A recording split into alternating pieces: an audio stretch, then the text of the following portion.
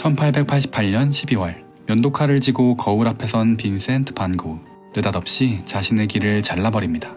그리고 잘린 귀에 붕대를 감은 초상화는 반 고흐의 대표작이 됩니다. 설마 머리에 붕대를 감은 자신을 그리기 위해 귀를 잘랐을까요? 사실은 그가 왜 자신의 귀를 잘랐는지 정확히 알려진 이야기가 없어 모두가 추측만 하고 있을 뿐입니다.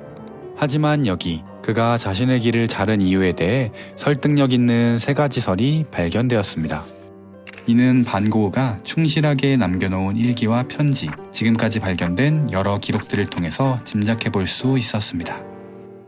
첫 번째, 고갱과의 MBTI 차이 때문에 귀를 잘랐다? 반 고흐와 고갱은 한때 한 지붕 아래에서 생활을 공유하던 룸메이트였습니다. 이 둘이 함께 살기 전 고갱은 반 고흐보다 그의 동생이었던 테오와 먼저 교류하고 있었습니다. 이유는 테오가 그림을 사고 파는 화상이었기 때문이죠.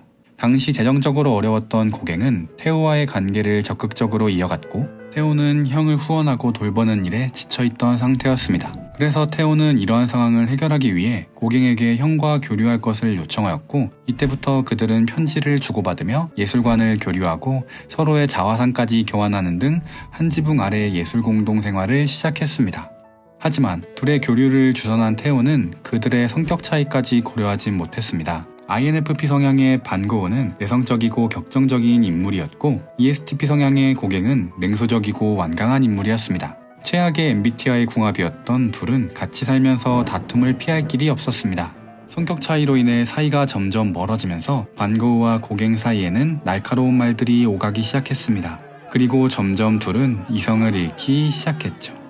결국 고갱은 반 고흐와의 공유 생활을 마무리 짓기로 결정했고 반 고흐는 분노를 식히지 못하고 고갱으로부터 들었던 욕이 귀에 맴돌아 결국 귀를 잘라냈다고 합니다.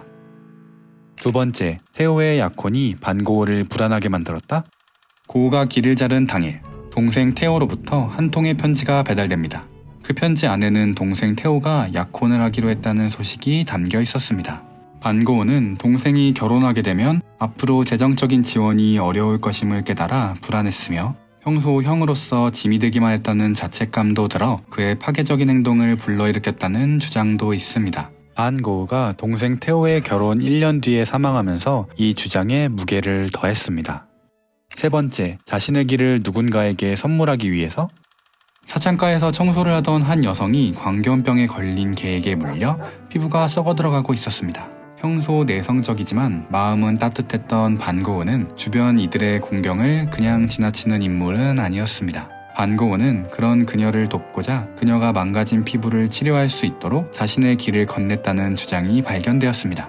조금 이해하기 어려울 정도의 파괴적인 행동이었지만 그동안의 반 고흐의 격정적이고 충동적인 심리 상태를 밀어보면 납득이 가능한 이야기입니다. 하지만 죽은 자는 말이 없는 법, 진실은 반 고흐 본인만이 알고 있을 것입니다.